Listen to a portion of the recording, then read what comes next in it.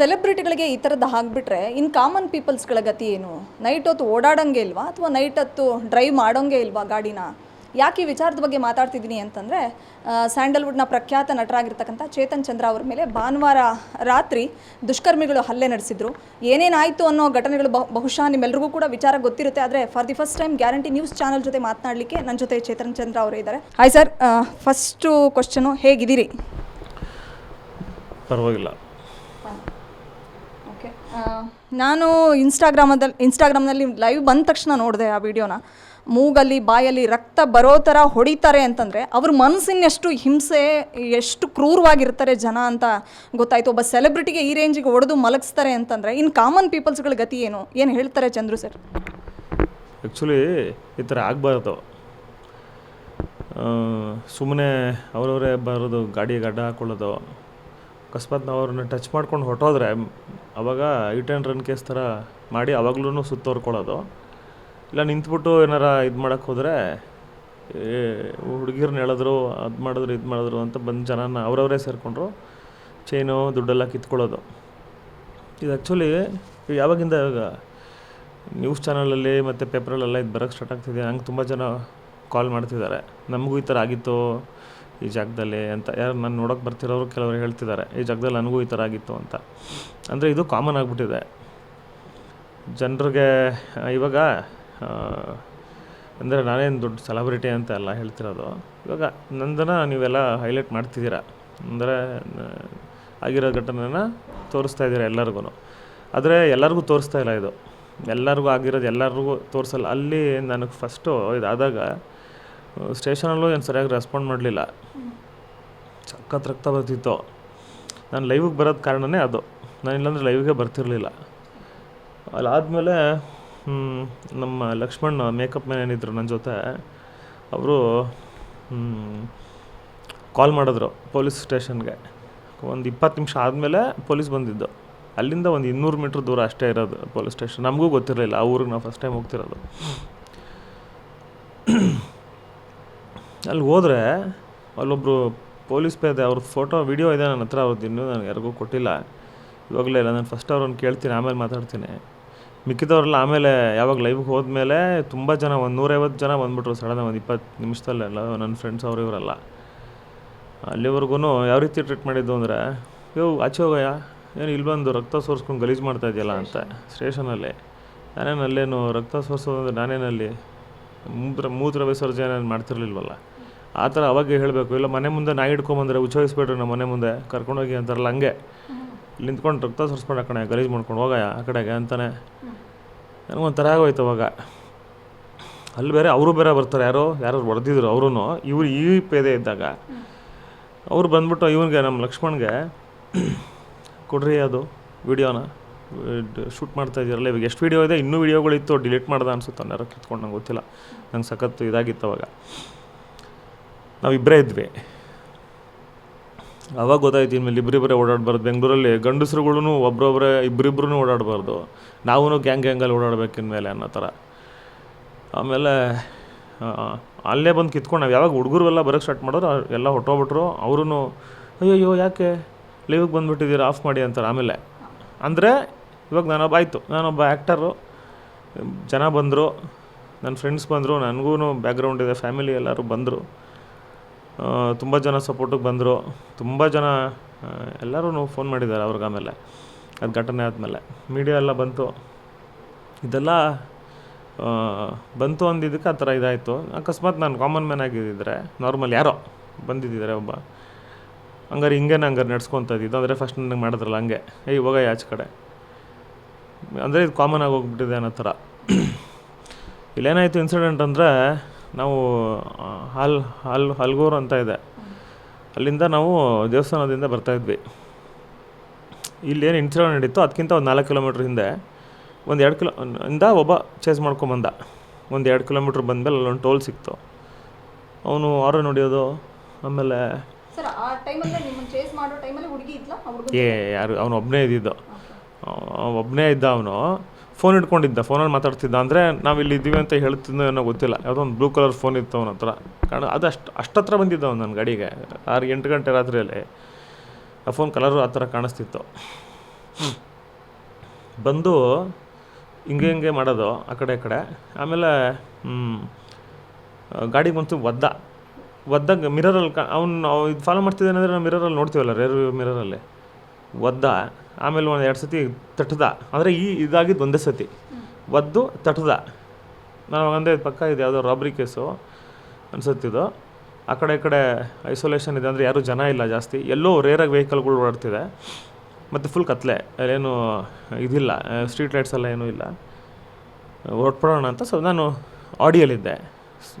Accelerator press ಮಾಡಿದ ತಕ್ಷಣ ಅದು ಹೊಟ್ಟೋದೆ ಮುಂದಕ್ಕೆ. ಹೋದ್ಮೇಲೆ ಟೋಲ್ ಸಿಕ್ತು. ಟೋಲ್ ಹತ್ರ 1-2 ವೆಹಿಕಲ್ ಇದ್ವು, ಬೇರೆ ವೆಹಿಕಲ್ ಅಲ್ಲಿ ಟೋಲ್ ಹತ್ರ ಸ್ಲೋ ಆಗುತ್ತಲ್ಲ, ಹಂಪ್ಗಳಿರುತ್ತಲ್ಲ. ಸೊ ಟೋಲನ್ನು ದಾಟ್ಬೇಕಾದ್ರೆ ಅವನು ಅಲ್ಲಿ ನೋಡಿದೆ, ನಾನು ಮತ್ತೆ ಬಂದ್ಬಿಟ್ಟ ಫಾಸ್ಟಾಗಿ, ಹತ್ರನೇ ಬಂದ. ಟೋಲ್ ದಾಟಿದೆ, ಮುಂದೆ ಬಿಟ್ಬಿಡೋಣ ಇವನ್ನ, ಸುಮ್ಮನೆ ಯಾಕೆ ಒಂದು ತಲೆನೋವು ಅಂದ್ಬಿಟ್ಟು ಮುಂದೆ ಬಿಟ್ಟೆ ಅವನ್ನ. ಮುಂದೆ ಹೋಗಿ ಗಾಡಿ ಮುಂದೆನೇ ಇದ್ದಾನೆ, ಅಂದರೆ ನಾನು ಹೋಗ್ತಾನೂ ಇಲ್ಲ, ಅವ್ನು ನನ್ನ ಗಾಡಿನೇ ಟಾರ್ಗೆಟ್ ಮಾಡಿರೋದು. ಏನಕ್ಕೆ ಅಂತ ಗೊತ್ತಿಲ್ಲ. ನಾನು ಇವಾಗ ಇದು ಆಗಬೇಕಾದ್ರೆ ಎಷ್ಟೊಂದು ಜನ ಹೇಳಿದ್ರು, ಈ ಥರ ಹೈ ಎಂಡ್ ಕಾರುಗಳು ಬಂದರೆ ಈ ಥರ ಮಾಡ್ತಾರೆ, ಆ ಕಡೆಯಿಂದ ಯಾರು ಡ್ರಿಂಕ್ಸ್ ಮಾಡ್ಕೊಂಡು ಬರ್ತಿರ್ತಾರೆ, ಇಲ್ಲ ಹುಡುಗಿರ ಜೊತೆ ಬರ್ತಿರ್ತಾರೆ, ಇಲ್ಲ ಯಾರೋ ದುಡ್ಡು ಇಟ್ಕೊಂಡು ಇಲ್ಲ ಸರಾಗಿರ ಹಾಕ್ಕೊಂಡು ಬರ್ತಿರ್ತಾರೆ, ಇದೇ ಚಾಳಿ ಮಾಡ್ಕೊಂಡಿದ್ದಾರೆ ಅಂತಿಲ್ಲಿ. ಅಂದರೆ ಈ ಥರ ಹೇಳಬಾರ್ದು, ಬಟ್ ಈ ಜಾಗನೇ ಈ ಥರ ಈಗ ಮಾಡ್ತಾರೆ ಅಂತ ತುಂಬ ಜನ ಹೇಳಿದ್ರು. ಅವರೆಲ್ಲರೂ ಅಕಸ್ಮಾತ್ ಏನಾದರೂ ಇವಾಗ ನಿಮ್ಮ ವಿಡಿಯೋ ಮೂಲಕ ಈ ಥರ ಆಗಿರೋರು, ಈ ಥರ ಘಟನೆ ಆಗಿರೋರು ಅಲ್ಲಿ ಆ ಜಾಗದಲ್ಲಿ ಅವರೆಲ್ಲರೂ ಮುಂದೆ ಬಂದು ಹೇಳಲಿ ಅಲ್ವಾ, ಸ್ಟೇಷನ್ಗೆ ಹೋಗಿ ಕಂಪ್ಲೇಂಟ್ ಕೊಡಲಿ. ಏನು 112 ಫೋನ್ ಮಾಡಿದ್ರೆ ಪೊಲೀಸರು ಬರ್ತಾರೆ, ಈ ಥರ ಅಲ್ಲಾಗಿತ್ತು, ನನಗೆ ಯಾವತ್ತೂ ಆಗಿತ್ತು ಅಂತ ಹೇಳಲಿ, ಗೊತ್ತಾಗುತ್ತೆ ಅವಾಗ ಅಲ್ವಾ. ಅಲ್ಲ ಸ್ಟೇಷನಲ್ಲಿ ಏನೋ ಸರಿ ತಗ್ಸರೆ ಗೊತ್ತಾಗುತ್ತೆ.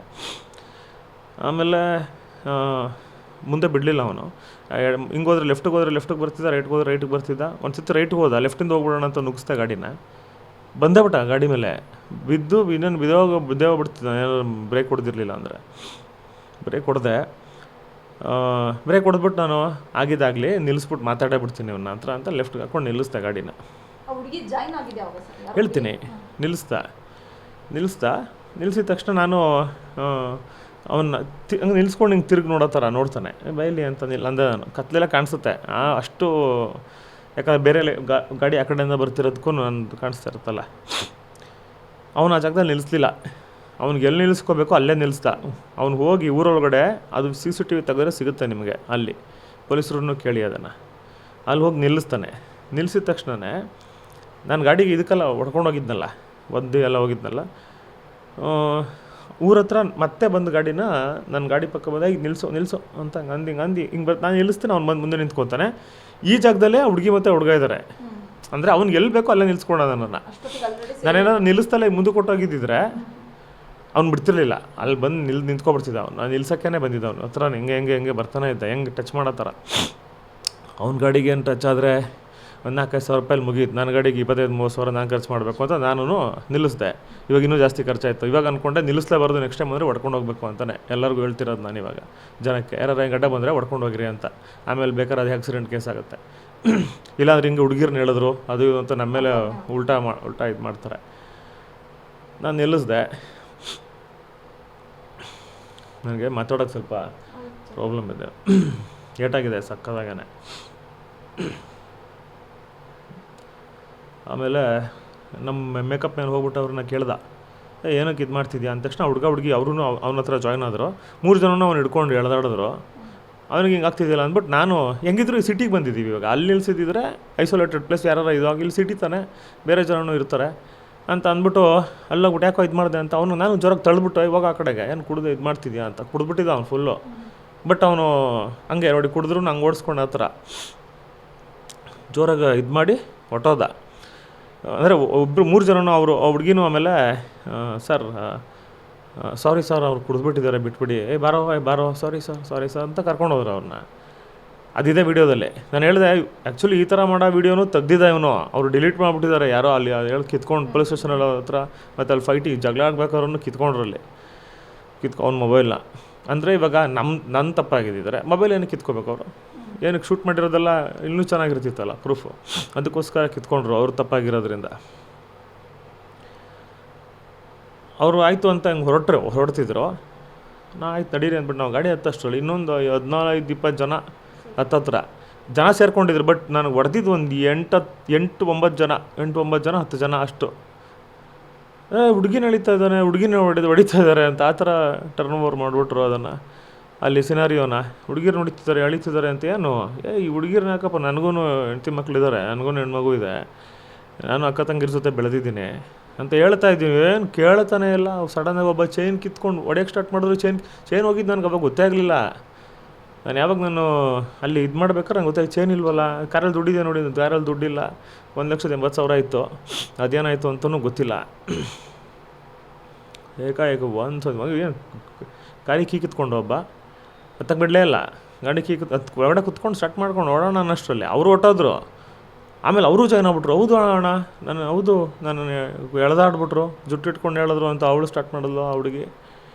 ಆಮೇಲೆ ಇಲ್ಲೇನು ಅಂದರೆ, ಇಲ್ಲಿ ನಾನು ಇದನ್ನು ನೋಡ್ತಾ ಇದ್ದೀನಲ್ಲ, ಈಗ ಎಷ್ಟೊಂದು ಜನ ಹೇಳ್ತಾರೆ ಇಲ್ಲ ಇವರೇ ಯಾರೋ ಆ್ಯಕ್ಟ್ರುಗಳು ಕುಡಿದ್ಬಿಟ್ಟು ಓಡಿಸ್ತಾರೆ. ನಾನು ಇಲ್ಲಿವರೆಗೂ ಆಲ್ಕೋಹಾಲೇ ಕುಡ್ದಿಲ್ಲ, ನಾನು ಕುಡಿಯೋಲ್ಲ.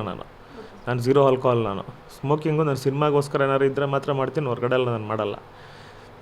ನಾನು ತುಂಬ ಶಿಸ್ತಾಗಿರ್ತೀನಿ. ಅದೇ ಥರನೇ ಹೆಂಗಸರು ಮಕ್ಕಳು ಅಂತಂದ್ರು ಅದೇ ಥರ ರೆಸ್ಪೆಕ್ಟ್ಫುಲ್ಲಾಗಿರ್ತೀವಿ. ಆ ಥರನೂ ಇದ್ದಾರೆ ಎಲ್ಲರೂ, ಎಲ್ಲ ಕಡೆ ಏನೆಲ್ಲ ಥರನೂ ಇರಲ್ಲ. ಮತ್ತು ಇಲ್ಲಿ ಬಡವರು ಏನೋ ದೊಡ್ಡ ಗಾಡೀಲಿ ಹೋಗ್ತಿದ್ದ, ನೀವು ದುರಂಕರದಳ್ಸೋ ಓಡಿಸ್ಕೊಂಡು ಹೋಗ್ಬಿಟ್ಟ, ಆ ಥರನೂ ನಾವು ಮಾಡಲ್ಲ. ನಾವು ಏನು ಇಲ್ದಲೇ ಇದ್ದಂಗಿಂದನೂ ಬಸ್ಸು ಹತ್ತಿದ್ದೀವಿ, ಕೆಂಪಸ್ಸಲ್ಲಿ ಹತ್ಬಿಟ್ಟು ಖರ್ಚಿಫಾಗಿ ಸೀಟು ಹಿಡಿದಿದ್ದೀವಿ. ಇವಾಗ ಗಾಡಿ ಕೊಟ್ಟಿದ್ದಾನೆ, ಅದರಲ್ಲೂ ಓಡಾಡ್ತಿದ್ದೀವಿ. ಆಯಿತಾ? ಹಂಗೆ ಅಂದ್ಬಿಟ್ಟು ಇದನ್ನು ಇಲ್ಲಿ ಯಾವ ಥರ ಡಿಸ್ಕ್ರಿಮಿನೇಷನ್ ಮಾಡಬಾರ್ದು ಅಂದರೆ, ಇವ್ರು ಬಡವರು ಅದಕ್ಕೆ ಈ ಥರ ಆಗ್ತಿದೆ, ಸಾಹುಕಾರರಿಗೆ ಮೀಡಿಯಾ ಸಪೋರ್ಟ್ ಮಾಡ್ತಿದೆ, ಆ ಥರ ಅಲ್ಲ. ಸೆಲೆಬ್ರಿಟಿ ಆಗಿರೋದ್ರಿಂದ ಮೀಡಿಯಾ ಸಪೋರ್ಟ್ ಮಾಡ್ತಿದೆ, ಇವ್ರು ಯಾರೋ ನಾರ್ಮಲ್ ಅದಕ್ಕೆ ಅವ್ರಿಗೆ ಮೀಡಿಯಾ ಸಪೋರ್ಟ್ ಮಾಡ್ತಿಲ್ಲ, ಆ ಥರನೂ ಅಲ್ಲ.